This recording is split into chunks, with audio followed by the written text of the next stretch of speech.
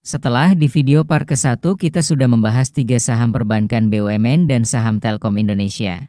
Yuk kita lanjutkan part kedua list saham yang masuk ke dalam kelolaan Danantara. Sekilas kita reka pembahasan video part ke-1 yang mana ada saham Bank BRI merupakan saham BUMN pencetak laba bersih terbesar. Di urutan kedua ada saham Bank Mandiri. Selanjutnya ada saham Telkom Indonesia. Dan di urutan keempat ada saham Bank BNI. Urutan kelima datang dari saham perbankan syariah yaitu saham BRIS atau Bank Syariah Indonesia. Laba bersih Bank BSI di kuartal ke-1 tahun 2025 tercatat sebesar 1,87 triliun rupiah yang mana berhasil mencatatkan pertumbuhan di atas 10% dibandingkan tahun sebelumnya.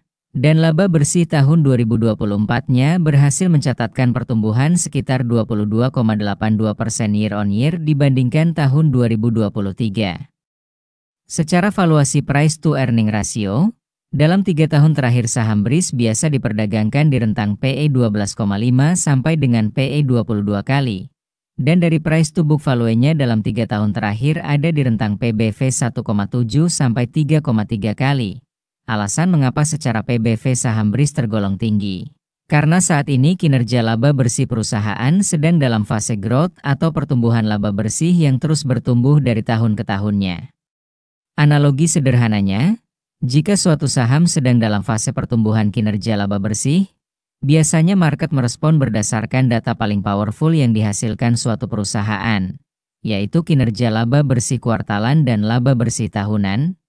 Tetapi jika saham dengan valuasi PBV tinggi mencatatkan kinerja laba bersih yang tiba-tiba menurun atau dalam PE rasio nilainya menjadi tinggi, tidak heran harga sahamnya jatuh dan downtrend terus-menerus.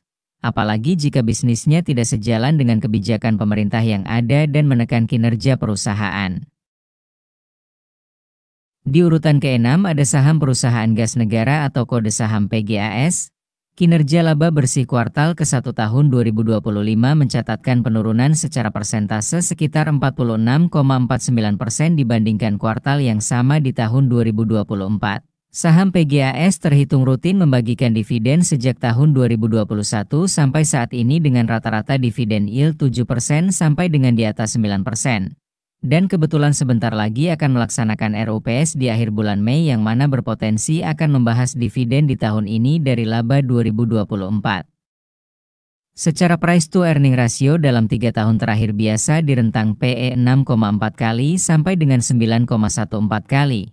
Tetapi jika melihat laba bersih kuartal ke-1 tahun 2025 saham PGAS yang mengalami penurunan, jika dalam beberapa minggu ke depan akan terjadi koreksi dengan catatan jika market merespon penurunan kinerja PGAS, tetapi jika Sobat Invest punya proyeksi sendiri bahwa penurunan kinerja laba bersih di kuartal 1 hanya bersifat sementara, bisa jadi ini peluang karena balik lagi tergantung persepsi. Dan secara PBV saham PGAS dalam 3 tahun terakhir biasa diperdagangkan di rentang 0,64 kali sampai dengan PBV 1 kali. Jika kita lihat weekly chart saham PGAS, pada periode tahun 2022 lalu investor asing secara masif melakukan pembelian yang membuat harga sahamnya breakout di tahun tersebut. Walaupun di tahun 2024 sampai dengan bulan Maret harga saham PGAS terus turun. Tetapi secara struktur harga masih di atas lowest sebelumnya di tahun 2021. Di sini juga terlihat indikator RSI menyentuh area di bawah 30 di periode Maret tahun 2024. Kita lihat pergerakan daily chartnya. Di sini kita menemukan pola distribusi yang hampir mirip yang mana harga sahamnya breakout. Tetapi secara data bandarmologi malah terjadi distribusi pada saat harga sahamnya menembus area atas. Dan terlihat dari data broker Sumari sejak awal Mei sampai saat ini terjadi tekanan jual yang cukup besar. Melihat ada pattern distribusi yang cukup mirip. Yang mana area gap kedua dapat menjadi area yang cukup penting untuk memvalidasi momentum kenaikan saham PGAS saat ini atau jangka pendeknya. Dengan catatan jika harga menyentuh area tersebut terjadi penolakan atau rejection dan tidak membentuk harga penurunan dengan volume yang besar. Di urutan ke-7 ada saham PTBA atau Bukit Asam.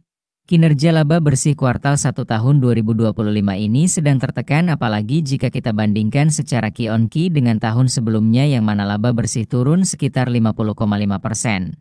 Saham PTBA merupakan saham energi dan tentunya dividen saham yang dibagikan sangat menarik dan menjadi andalan investor.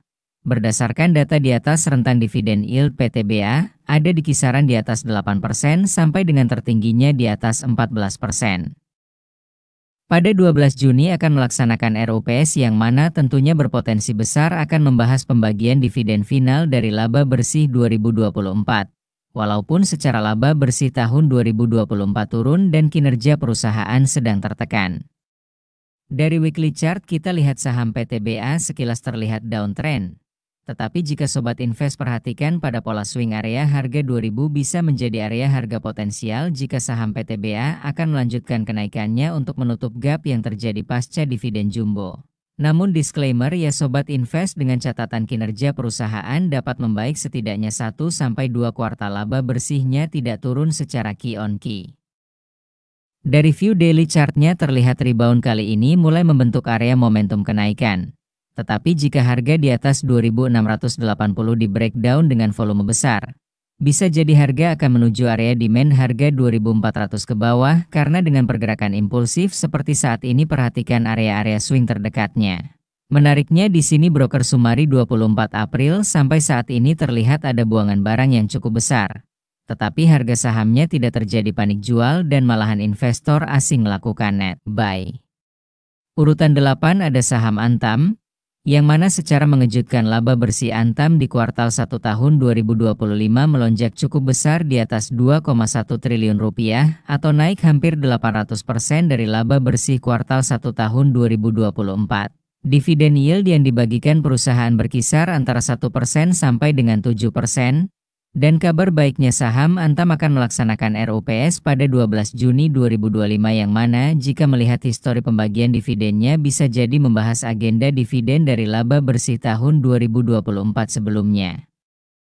Pergerakan harga saham Antam dari weekly chart terlihat menunjukkan pola pergerakan uptrend setelah downtrend yang terjadi di tahun 2023 sampai tahun 2024. Dari daily chart saham Antam saat ini sedang terjadi koreksi yang mana area ini cukup penting untuk diperhatikan. Karena berdasarkan data harga rata-rata akumulasi investor asing ada di area 1.800 per lembar saham, yang berarti jika kita hitung risk to reward investor asing pada harga tertinggi di 2.800 sebesar 1:2 untung besar nih. Namun dengan nilai akumulasi yang nilainya mencapai di atas 2-3 triliun rupiah dan jumlah lot akumulasi mencapai 10 juta lot saham Antam. Tentunya jika memang investor asing akan mendistribusikan saham ini tidak dalam satu fase pergerakan yang membuat investor lokal panik. Bisa jadi masih ada potensi area swing high lanjutan jika investor asing tidak menjual dalam volume yang besar.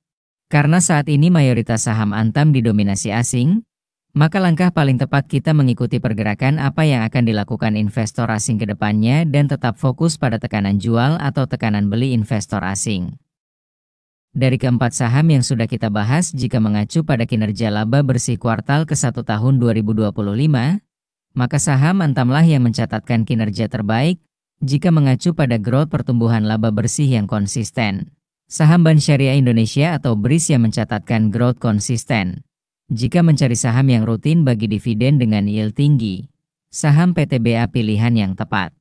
Dengan catatan kita mencicil beli pada saat kinerjanya sedang turun dan selalu update terkait sentimen yang mempengaruhi saham batubara. Karena begitu kinerjanya membaik, Sobat Invest tahu sendiri bagaimana performa saham batubara yang dividennya jumbo. Jika mencari saham yang secara valuasi angka per dan PBV rendah, maka saham PGAS undervalue dibandingkan ketiga saham lainnya.